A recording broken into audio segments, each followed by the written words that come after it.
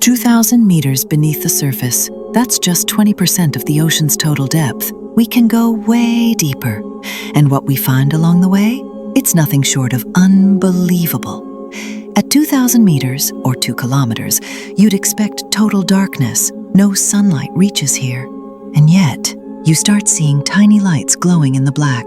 That's because we've just entered the bioluminescent zone, where almost 90% of sea life glows in the dark just to survive. One of the creatures here? A small, terrifying thing known as the abyssal dragonfish. But its teeth? 5 times sharper than a piranha's. Now let's drop down to 3,800 meters. This place is legendary because it holds the wreck of the Titanic. Yes, the real one, lying silent and broken nearly 4,000 meters deep. Keep going. We reach 5,000 meters and officially enter the abyss zone. If you thought we were deep before, this is just the average depth of the world's oceans. Life is barely hanging on.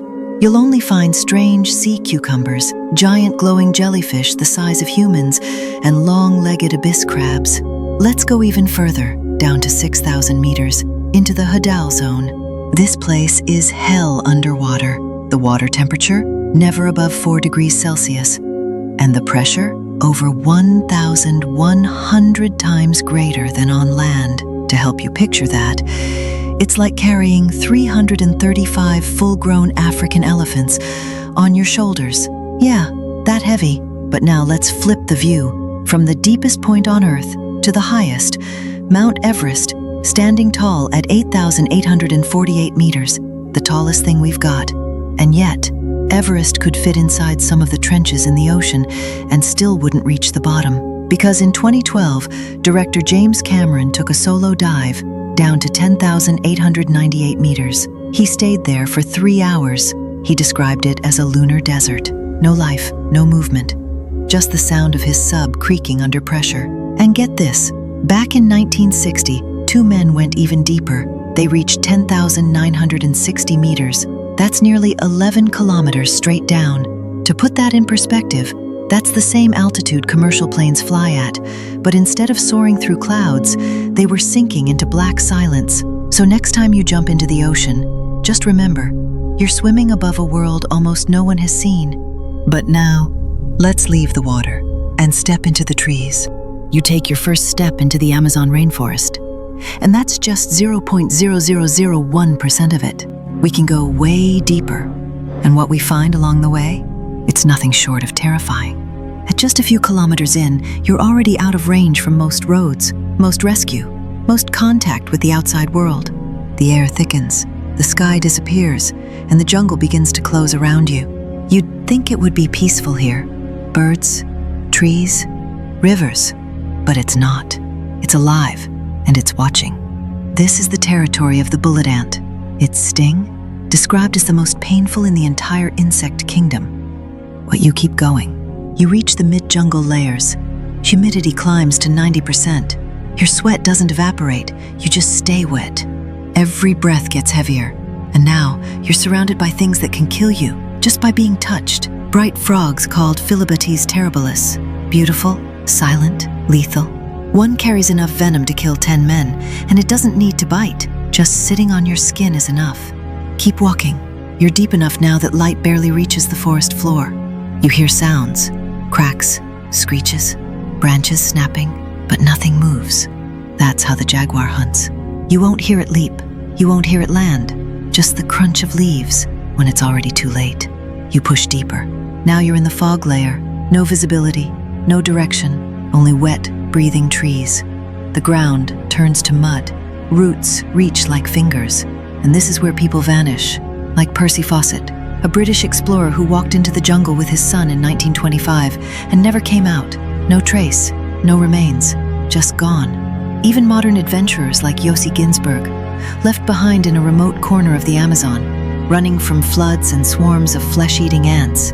And still, we've only scratched the surface, because over 80% of the Amazon rainforest remains unexplored, unmapped, untouched. So next time you see a photo of the Amazon, green, calm, endless, just remember, you're looking at a place that does not want you there. A place that's been hiding its secrets for thousands of years. And the deeper you go, the less chance you'll ever come back. You take your first step onto the trail to Everest. Just 3,000 meters above sea level. You feel strong.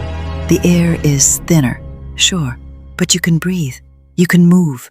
And yet, this is where most people already start to lose. Muscles burn faster, your brain works slower, you lose water with every breath, and you haven't even reached base camp. Keep climbing, 5,364 meters. You're now higher than any mountain in Europe. The oxygen here, just 50% of what your body's used to. You wake up with headaches, you stop sleeping well. Simple tasks feel like marathons. And this is still considered the safe part. Now, we go higher. 6,400 meters, Camp 2. Here, the risk of HAPE begins. High-altitude pulmonary edema. Your lungs fill with fluid. You feel like you're drowning while you're still walking. You cough blood. You shake with cold, even when wrapped in heat. And still climbers keep going. 7,200 meters, Camp 3.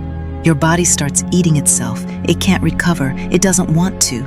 You're burning 6,000 calories a day, but eating barely half of that. Muscles waste, thoughts blur, sleep turns into strange half-dreams of panic and silence. 8,000 meters, the death zone. This is where your body starts dying, slowly, quietly, inevitably. No matter how strong you are, your cells begin to shut down. You lose control of your fingers. You forget where you are. You stop feeling your feet. The oxygen level here, only 30% of sea level. Not enough to sustain life for long.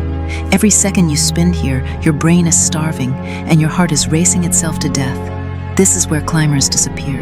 Like David Sharp, who sat down to rest in the death zone and never stood up again. Or Frances Arsentieff, the first American woman to reach Everest's summit without oxygen. She made it to the top, but didn't make it back down. Everest is not meant for humans, because above 8,000 meters, your brain fails, your heart weakens, and your body gives up. So next time you see a photo of Everest, sunlight bouncing off its white peaks, calm, powerful, eternal, just remember, you're looking at a place that slowly kills you the higher you go, a place that doesn't care how many people have stood on its summit, because up here, you don't conquer the mountain,